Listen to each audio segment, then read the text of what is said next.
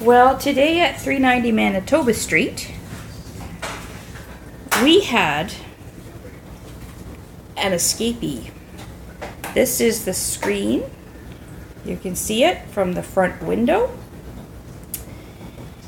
Ken and I had both been out. I was at work and he was at the library.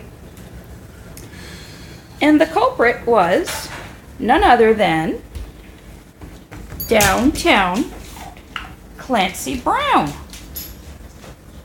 Clancy, what's this? Hey, Clancy, what's this about? Oh, he doesn't want to hear about it. Did you get caught on dangerous Dundas Street, Clancy? Hey, puppy? Hey, did you get caught? He doesn't want to be on the camera.